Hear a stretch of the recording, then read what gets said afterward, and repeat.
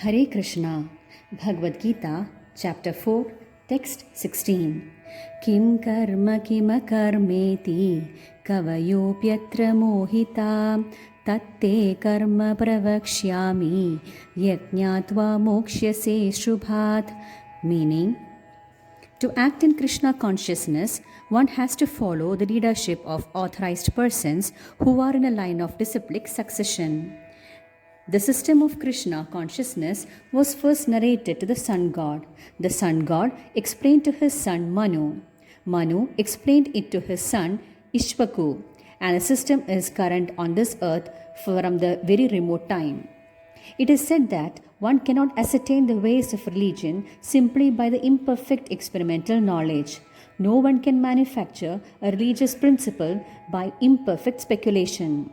One must follow in the footsteps of great authorities like Brahma, Shiva, Narada, Manu, the Kumaras, Kapila, Prahalada, Bhishma, Sukadeva, Goswami, Yamaraj Janaka, and Bali Maharaja. By mental speculation, one cannot ascertain what is religion or self-realization. Only action performed in Krishna consciousness can deliver a person from the entanglement of material existence. Text 17. Karmano hyabhibodhavyam bodhavyam cha vikarmanah akarmanascha bodhavyam gahana karmano gatihi. Meaning, if one is serious about liberation from material bondage, one has to understand that distinctions between action, inaction, and unauthorized action.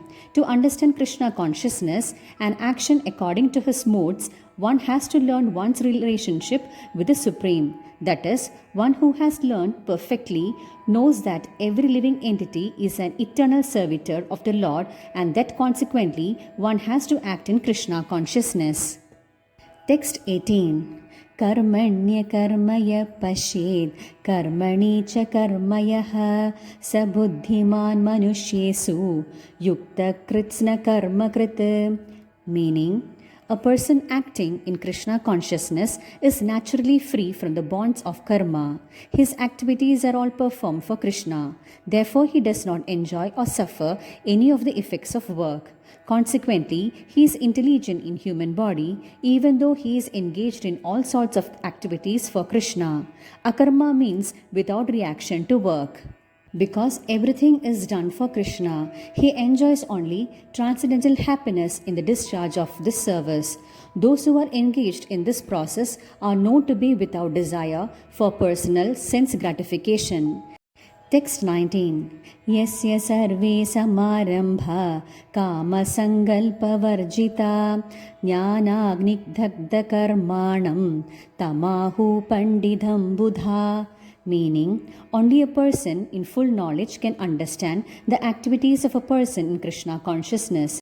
Because a person in Krishna consciousness is devoid of all kinds of sense gratificatory propensities, it is to be understood that he has burnt up the reactions of his work by perfect knowledge. As the eternal servitor of the Supreme God, he is actually learned who has attained to such perfection of knowledge.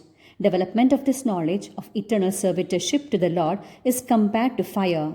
Such a fire, once kindled, can burn up all kinds of reactions to work. Text 20. Tyaktva karma bhala sangham nitya tripto nirashraya karmanyabhi pravrittopi naiva kinchit karoti saha. Meaning, this freedom from the bondage of actions is possible only in Krishna consciousness when one is doing everything for Krishna. A Krishna conscious person acts out of pure love for the Supreme, and therefore he has no attraction for the results of the action. He is not even attached to his personal maintenance, for everything is left to Krishna.